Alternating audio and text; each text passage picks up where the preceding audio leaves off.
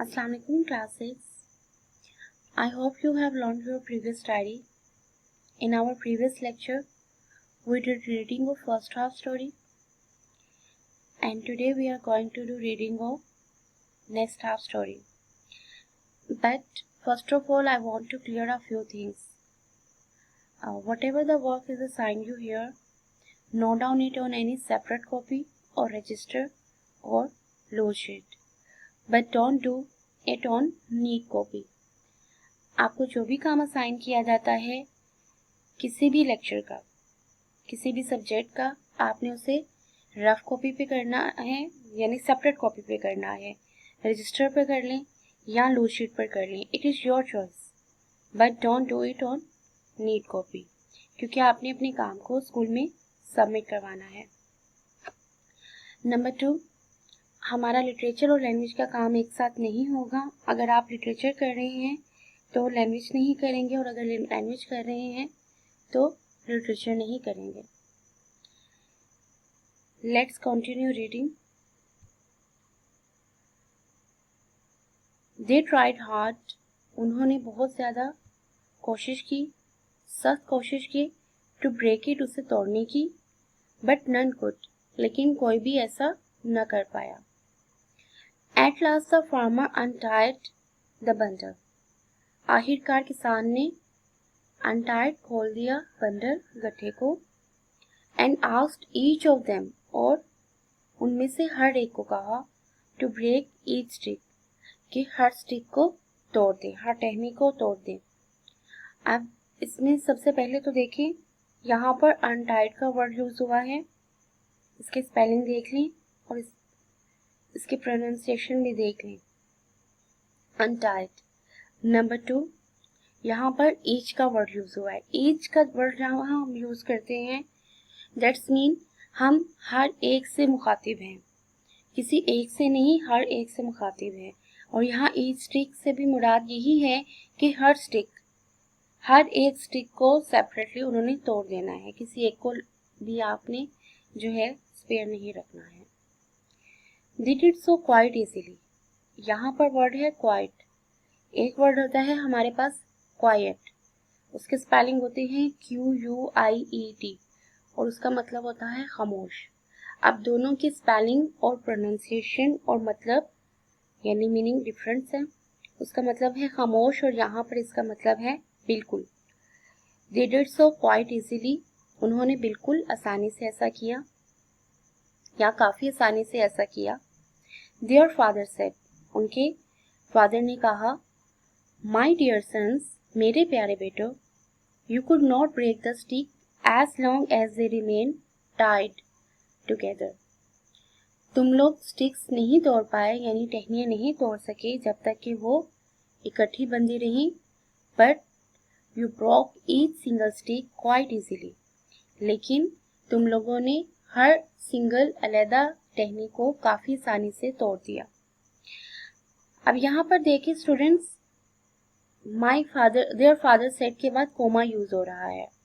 जब भी कोई किसी को एड्रेस करता है, किसी से कोई बात करता है, तो उसकी स्पीच को हम जो वो कहता है उससे पहले उसके बाद हम कोमा यूज करते हैं, और जो उसकी स्पीच होती है हम उसे इन्वर्टेड कोमास में क्लोज कर देते हैं। तो ये इन्वर्टेड कोमास आप लोगों ने नहीं भूलने हैं। यहाँ पर देखें, जब उसने उन्हें एड्रेस किया माय डियर सन्स, उसके बाद भी पॉज आया, कोमा, और फिर बाद में उसकी जो स्पीच थी वो स्टार्ट हुई है। आगे देखिए, दे वर स्ट्रॉन्ग इन बंडल, वो मजबूत थी बंडल गठे में, but became week when separated from one another, लेकिन कमज़ोर पड़ गई जब वो अलहदा की गई एक दूसरे से। यहाँ देखिए वन अनदर यूज हुआ है। अगर आपको याद हो तो कल मैंने आपको ये बताया था कि जब टू पर्सन्स की बात होगी या टू थिंग्स की बात होगी तो हमने ईच अदर यूज करना है, और जब टू यानी मोर देन टू हो जाएगी, मोर देन टू पर्सन्स की बात होगी या मोर देन टू थिंग्स की बात होगी, तो हम ईच अदर नहीं वन अनदर यूज करेंगे। नेवर फॉरगेट, अब यहाँ पर एडवाइस की जा रही है स्टूडेंट्स, जब हम एडवाइस करते हैं, यानी ये हमारा इम्पेरेटिव सेंटेंस है, तो यहाँ पर आप देखें फर्स्ट फॉर्म यूज हो रही है, सेकंड फॉर्म यूज नहीं हो रही है। इम्पेरेटिव सेंटेंस में हम फर्स्ट फॉर्म यूज करते हैं। अब ये इम्पेरेटिव सेंटेंस में एडवाइस की काइंड है। इम्पेरेटिव सेंटेंस हमारे डिपेंड करते हैं, हमने पढ़ा है वो एडवाइस में भी आते हैं, रिक्वेस्ट में भी आते हैं, ऑर्डर में भी आते हैं। यहाँ पर ये एडवाइस है, never forget that united we stand. United इकट्ठे हम स्टैंड रहते हैं, एंड डिवाइडेड वी फॉल, और अलहदा होकर हम फॉल हो जाते हैं। अब यहाँ पर वो अपने बेटों को क्या लेसन दे रहा है, एक स्टिक्स के जरिए, कि किस तरीके से आप लोग जब इकट्ठे रहते हैं तो आप स्टैंड रहते हैं, आप हर डिफ़िकल्टी को फेस कर सकते हैं। आप जो है कोई भी आपको नुकसान नहीं पहुंचा सकता है, क्योंकि उनको मालूम है आप में इत्तेहाद है, आप लोग एक हो, एक मुट्ठी हो। लेकिन जैसे ही किसी को पता चलता है, सामने वाले को पता चलता है कि सब अलग-अलग हैं, बिखरे हुए हैं, तो कोई भी आपको आसानी से क्या कर सकता है, नुकसान पहुंचा सकता है, अपनी बातों में ला सकता है और आपसे फ़ायदा उठा सकता है, आपको धोखा दे सकता है। तो कितनी प्यारी एग्जाम्पल से, स्टिक्स की एग्जाम्पल से, टहनियों की एग्जाम्पल से अपने बच्चों को, अपने बेटों को एक लेसन दिया है कि हमें मुत्तहिद रहना चाहिए।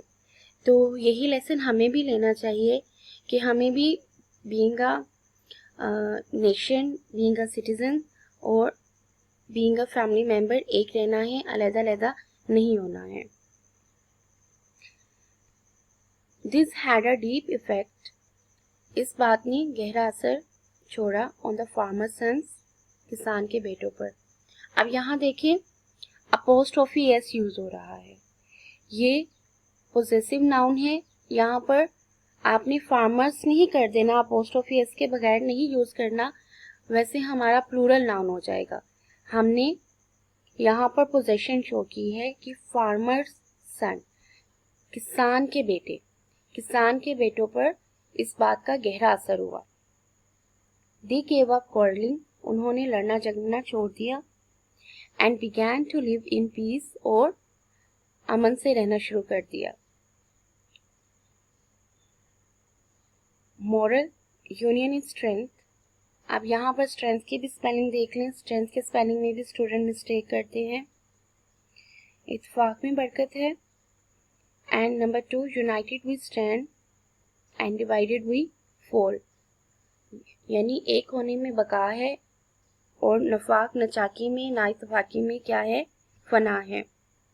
यहाँ पर स्टूडेंट्स इन्वर्टेड कोमास क्लोज नहीं थे, आपने इन्वर्टेड कोमा अपनी नोट्स में भी देख ली, इन्वर्टेड कोमास क्लोज कर लें, क्योंकि जब भी किसी की स्पीच ख़त्म होती है हम स्टार्ट होने पर इन्वर्टेड कोमास यूज़ करते हैं और एंड होने पर हम इन्वर्टेड कोमास क्लोज करते हैं। यही आपकी डायरी है, आपने लर्न करना है और राइट करना है। लर्न करते हुए स्पेलिंग्स भी लर्न करने हैं, जैसे कि यहाँ देखें अनटाइड,